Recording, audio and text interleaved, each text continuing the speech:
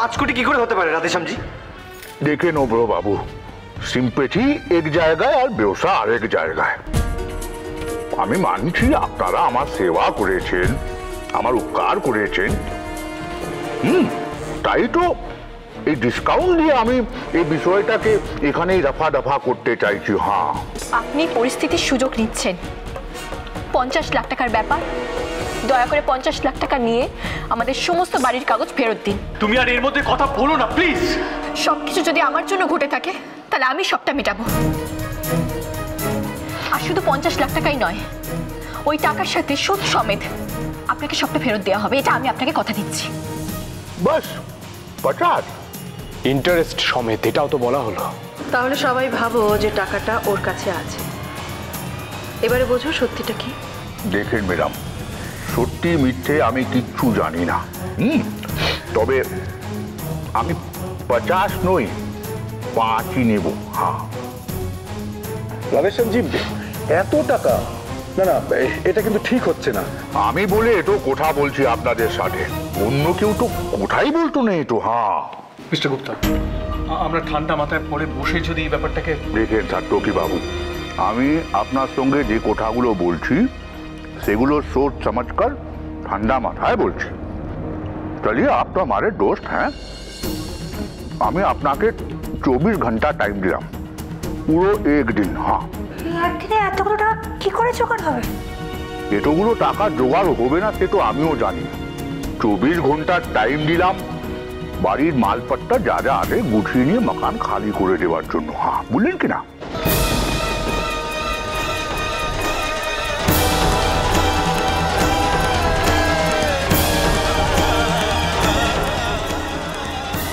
Mister Gupta, আমি ভেবেছিলাম আপনি আমার বন্ধু। ঠিক সাত্তকি বাবু, এ আপনি কি কথা বলছেন? ভেবেছিলাম মানে, আরে আমরা তো এখনো বন্ধুই আছি। দেখেন, কোটা মানে কোটা হলো গিয়ে ফ্রেন্ডশিপ আর বিজনেস, দুটোকে এক করে দিলে তো প্রবলেম, বুঝলেন না? চলিए हम चलते हैं, কাল আবার দেখা হবে। রাধে রাধে, চলতে हैं। রাধেশ্যামবাবু, আপনি এভাবে চলে যাচ্ছেন, আমাদের তো কিছু বলার ছিল। আপনি এভাবে চলে যেতে পারেন না। দেখেন চৌধুরী বাবু, এরপরে আপনারা কান্নাকাটি করবেন সেটা আবার আমার খুব খারাপ লাগবে। হ্যাঁ, আপনার কি মনে হয় কালকে এলে অন্য কিছু হবে? ম্যাডাম, আমি একটা কথাই বলতে পারি, ভগবান आपका भला करे। চলতে हैं। দাঁড়ান আপনি, আপনি দাঁড়ান। এখন এই নাটকগুলো না হয় নাই করলে কনক। আমাদের এতগুলো মানুষকে পথে বসিয়েছো, কোথায় যাবো আমরা এখন? কি করব ভেবেছো কিছু? তুমি ভুলে যাচ্ছ ছোট বৌদি, একদিন এই বৌরানির জন্যই আমাদের মাথার উপরেই ছাদটা বেঁচে গেছিল। তাহলে অনেকদিন আগেই না আমাদের সকলকে রাস্তায় গিয়ে দাঁড়াতে হতো। বাহ, তাই বলো 7 খুন মা। আমি জানি না কথা, কেন তুমি এই কাজটা করলে, কিসের লোভে আমি জানি না। কে কি করছে তোমরা এখনো কিচ্ছু বুঝতে পারছো না। ওই লোকটাকে অন্ধের মতো বিশ্বাস করলে আর ও আমাদের পথে বসিয়ে দিয়ে চলে গেল। কিন্তু ওই লোকটা এই কাণ্ডটা ঘটানোর সুযোগ পেল কি করে? তুমি যদি এই কাণ্ডটা না ঘটাতে তাহলে তো পেতো না। কোন জন্মের শত্রুতা তুমি মেটালে আমাদের উপর থেকে বলো তো? হ্যাঁ, কি করেছি আমরা সবাই তোমার সাথে? তুমি ভুলে গেছো না কনক, এই পরিবার, চৌধুরী পরিবার তোমাকে বৌরানী বানিয়েছি, আর আজ তুমি তাদেরকেই। আমার মাথার ছাদও থাকবে না যদি সেই রকম কিছু হয়।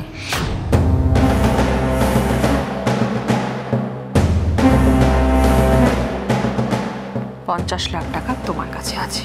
নেই আমার কাছে, কিন্তু কোথায় আছে সেটা আমি খুঁজে বের করব, এটা আপনি জেনে রাখুন। কিন্তু তার আগে আমি তোমাকে বাড়ি থেকে বের করব।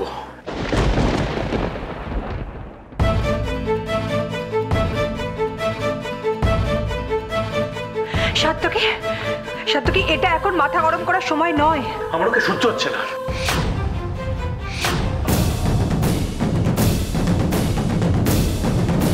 কি করছো তুমি?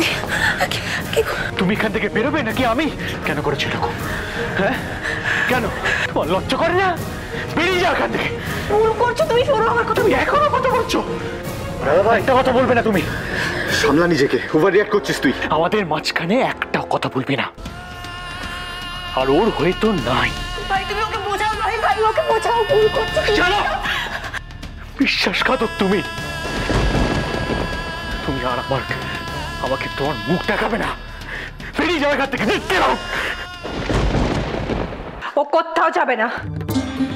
অনেক সুখ দুঃখ আমরা এতদিন সবাই মিলে ভাগ করে নিয়েছি। কাল যদি এই বাড়ি থেকে আমাদের বেরোতেও হয়, আমরা সবাই একসাথে বেরোবো।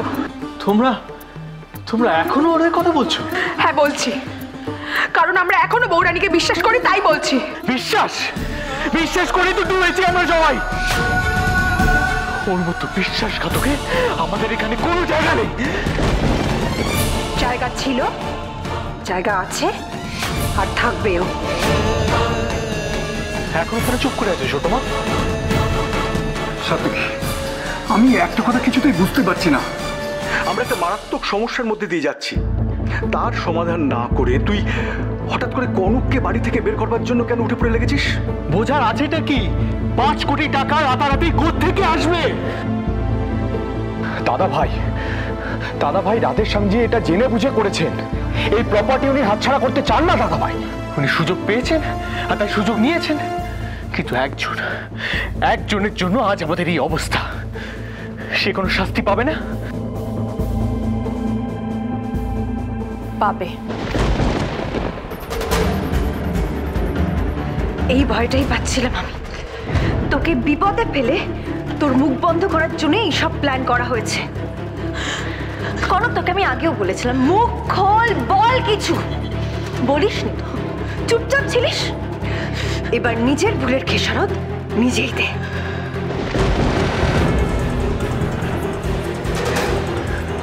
আমরা আমাদের ভুলের খেসারত দিচ্ছি, ও ওর ভুলের খেসারত দেবে। নির্লজ্জের মতো দাঁড়িয়ে থেকো না কনক। ভুল করেছো, অন্যায় করেছো, তাই এই বাড়ি থেকে বেরিয়ে যাও। সবাই ভাবছে এখানে সবকিছু শেষ, কিন্তু আপনি জেনে রাখুন এখানে শেষ নয়। ছোট মা, নিজের পাপের শাস্তি নিজে ভোগ করো।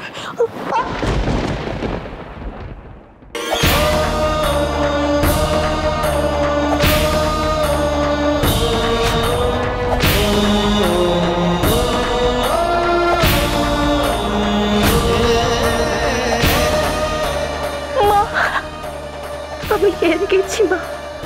ও একটা ভুল মানুষের কথায় আজ আমায় ভুল বুঝলো, আমায় বিশ্বাস করলো না।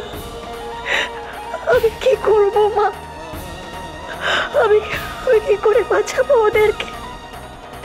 কোথায় তুমি মা? মা ফিরে এসো, মা ফিরে এসো তুমি।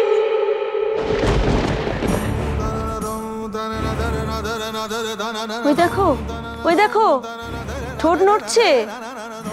হ্যাঁ আমিও দেখেছি, মনে হচ্ছে ওনার জ্ঞান ফিরে এসছে। তুমি এক কাজ করো, যাও গিয়ে গুরুজিকে একবার খবর দাও। আপনি আমার কথা শুনতে পাচ্ছেন? একটিবার চোখটা খুলে দেখুন, একটিবার চোখটা খুলুন, আমার কথা শুনুন একটিবার।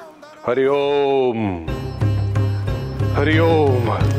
গুরুজি, মনে হচ্ছে ওনার জ্ঞান ফিরে এসছে। কই দেখি, সবই মহামায়া লীলা। খোল মা, মা চোখ খোল, মা চোখ খোল। হ্যাঁ মা, চোখ খোল, চোখ খোল, খোল মা।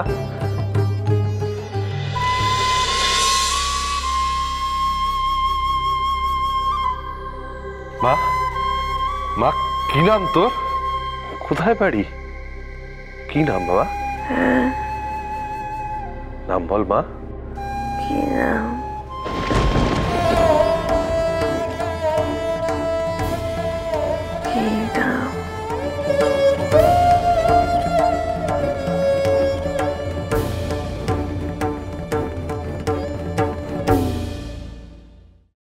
যেতেই যখন হবে আর দেরি করে কি লাভ? যা হবার তা তো হয়ে গেছে। এখন আপনি বলুন আমি আপনার জন্য কি করতে পারি। হ্যাঁ, আমি যদি সত্যি কিছু করতে চান তাহলে আমাদের বাড়িটা নিলাম করে দিব। নিলাম করে আমার পয়সা আমি নিয়ে নেব, বুঝলেন কিনা? আর এই বাড়ি নিয়ে আপনি কোনো কথা আমার সঙ্গে বলবেন না।